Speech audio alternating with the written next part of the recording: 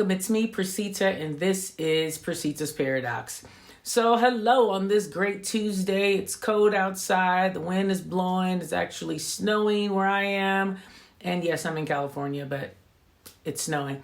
And I am just trying to embrace the day. So for my new subscribers, thank you so much for joining me. I greatly appreciate your time and thank you for the opportunity to come into your world. And of course, for my returning subscribers, my OGs, you know what it is. Thank you so much. I greatly appreciate you.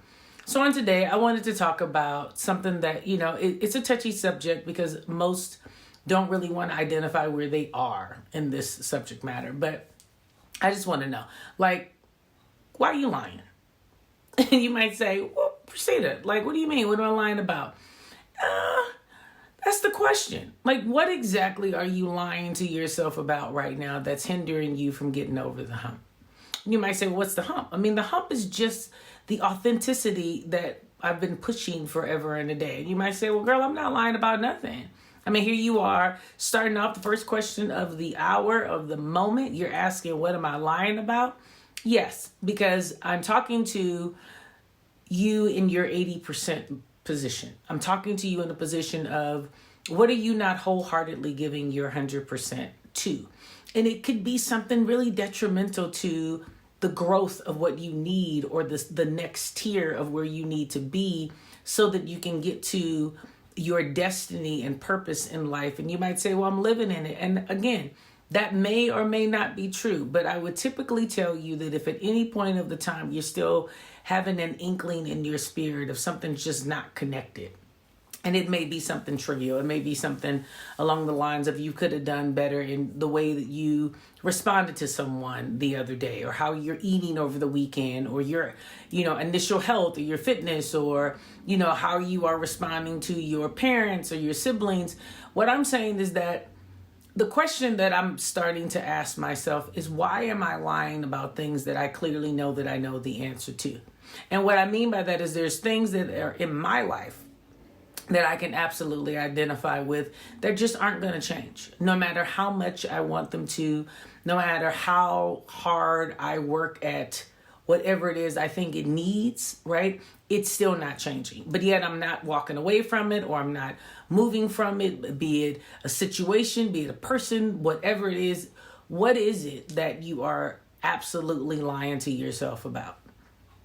Which then causes you to be what I was saying in regards to an 80%er, because a piece of you wants to do this thing of holding on to hope. And I'm really the type of person that really likes to feel like I'm an optimist. I don't really feel very pessimistic typically, but I'm starting to understand that to only be an optimist will absolutely be absolutely crazy, right? Because there is no absolute. And I've said that numerous times, meaning there is no concrete way to either go all left or all right, because at some point you have to have a balance.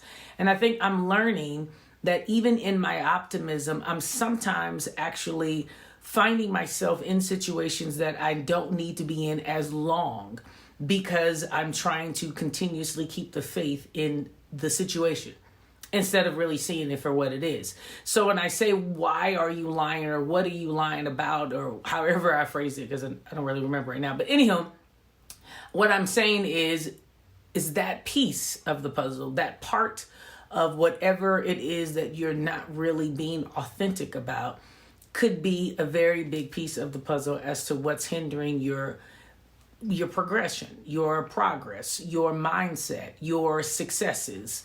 That last piece of the puzzle that's going to get you to where you need to be, or in the environment you need to be in, only because it's just very complicated to let things go. And for me, I realize most of the lies that I tell myself really have nothing to do with me.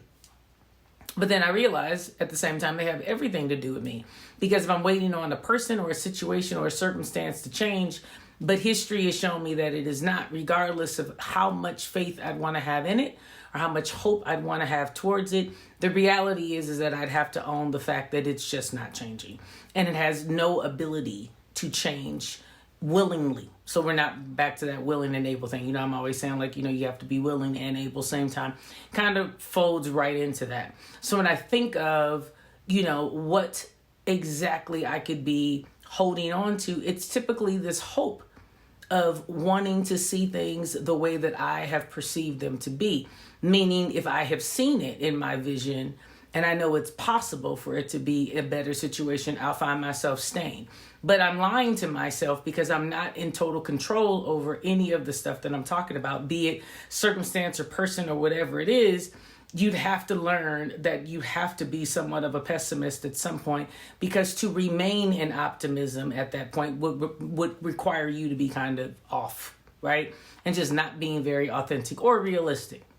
So what I'm trying to say is that it's funny when you think of what exactly we do when we're not really wanting to be one way or the other. So we typically lie to ourselves. And, we've seen the signs, outside of like the flags waving and, the groundhog coming up and tell you that, he did see his shadow. We need to move on. It's just very complicated to do. And sometimes it has nothing to do with anything more than the rhythm of whatever it is, the progression of how life works and how we're so used to things moving the way they are. Like a lot of people won't change their jobs because they're just acclimated to knowing exactly what that job is, no matter how you want to flip it, be it that you're arguing with yourself about going every day, or you're telling everyone how much you hate it, or however you want to look at it. The lie you're telling yourself is that you want to do or be something different or have another job, because if you did, you would actually get up and go and look for another job. Does that make sense? So what I'm saying is that I'm finding myself in positions where I'm telling myself that things are going to change, but I'm actually not doing what's necessary for that thing to change, thus not living anywhere near authentic. And I have found that I need to be okay with making mistakes, be it that maybe I'm, wrong in that scenario. But that mistake is proof that I'm actually doing something. And to sit stagnant is really where I think the hurt would come from, or the resentment would come from, or the craziness would come from. And I'm learning that, it's great to have faith in myself and have faith in situations and have faith in people. But even in that, I have to be okay when things are not the way that I want them to be, or they're not the way that I perceive them to be, or not the way that I believe that they could be, because I feel like I know the potential of the situation or the person or the situation, however you want to look at it. Like, I know best and I'm going to force you to somehow get there. That's the point of me saying I would be lying to myself. So I'm asking you today, what exactly do you feel like you're lying to yourself about? Do you really want to be successful? Are you really willing to do what it takes to be successful, and not the quick snapback answer of, oh yeah, of course, Percita, everybody wants to be successful, because I can tell you off the cuff that could absolutely be wrong. And you could still not even try, but be in a lie, simply because the things that it would take for you to be successful, you're not willing to do or to shift or to change, right? We are typically wanting to be blessed and be blessed in a manner that allows us to stay exactly where we are, doing exactly what we're doing and adding to what we already have. Very seldomly do you find a person who's willing to walk away from everything that they know to start over again and literally still know that they're going to build to a better place, not even to the place that they were, but to a better place. And that better place is going to get them to where they are. Even in your prayers, you can absolutely identify that you find yourself telling God to fix things, but not necessarily understanding that within that fix, it would require you to actually lose the things that you have. Crazy, right? So when I say, what is the lie that you're telling? Why are you lying? That's what I mean. It's like a bigger picture of what it is in life that you want to do, more so than just the premise of bless me, bless me, bless me, or I've worked so hard, I deserve this, or I don't want to have to go back and turn around and do anything because too much time has elapsed. A lot of situations are that way. People stay in relationships, they stay on jobs, they do a lot of things based on time, because we as society has been told that time is what it is, that you need, and it identifies loyalty and all these other things that, it can, don't get me wrong, it actually can, but in the exact same breath, we'd have to be open to know that at some point it might be something that just happened, that literally completely, catapulted your mind into a completely different genre. So you want to be conscious of all of that as you move forward in your identity of what you're lying about, right? So, I don't know. It was just something to ponder today. I think the cold weather, always brings forth deeper thoughts. I know that sounds crazy, but I always feel like there's something that we identify as gloomy, and gloomy tends to bring deeper, more meaningful vibes and thoughts. And I just felt like, there's a lot of stuff that I don't want to really deal with, be it friendships that are just kind of in limbo, and I don't really know if I call them friendships. Let's just say associations and things that are in limbo, job opportunities that are in limbo, because one way or the other, I have not consciously decided on if I'm really willing to do exactly what it is that's required for me to do it. I mean, there's been the moments where we can concretely say, if it's something like, okay, well, you need to move overseas and, you'd be away from your family. Typically, we make those type of decisions really quick, right? So if it's a job and that's the situation, we're like, okay, you know what? I can already tell you that's not really something I want to do. And no, that's not going to really work out for me. But in the exact same breath, let's use an analogy of it could be something for a person that maybe you'd have to cut off someone or not really be around your children or your spouse as much as you're used to. Or for some people, it's something as simple as like you wouldn't be able to be at home for dinner, or you wouldn't see your kids throughout the weekend and so forth. Or you just have to travel, not even internationally, but, just in a position where you're away from home more than you want to be. And, for a lot of us, when you think about it from the aspect of if you're looking for a job and you're primarily talking about money, then it's a quick answer. It's like, oh, yeah, absolutely. That's something that I can do. And you know what? I'm going to do it and let the chips fall where they may, because I'm going to just make that happen. And then the exact same breath, if quality time is really more important to you, then the money really doesn't matter. Now, is one better than the other? Absolutely not. But it's all in understanding your truth so that you do not lie to yourself in what your priority would be in that situation. So I'm just interested to know. I mean, hit me in the comments. Tell me what you're thinking. Like, how exactly do you handle these lies that we tell ourselves? And, give me an example of what you're lying to yourself about, if you dare. I know the problem with my channel is that it gets a little personal and people really don't want to send personal information on the internet, and I understand. So if you want to give me something general, if you want to talk about somebody else's life, that's the easiest way to communicate in the comments. If not, I totally understand, but I would love to hear what exactly it is you're lying about, because that's the question today. Why are you lying? And when I think about why I'm lying, there's just so many things that I can try to attach to it. But truth be told, when I really, really am honest with myself, after all of the things that I want to say that makes it so complicated, there's actually no complication with it at all. And I hope that I can continuously keep that mindset to move through and to stop lying to myself, because I am no longer willing to tell that lie. So I give you all of that to come right back to an arena where I can tell you that I have been lying to myself about some things, and I no longer am willing to lie to myself at all. And I don't really care what that looks like. And that can be scary. That can be very scary, because you really don't know what you're saying when you're saying it. But I'm just from a place of, I just don't want to anymore. And I could give you all of the, I'm too old and, life's too short. The fact of the matter is, I just don't want to.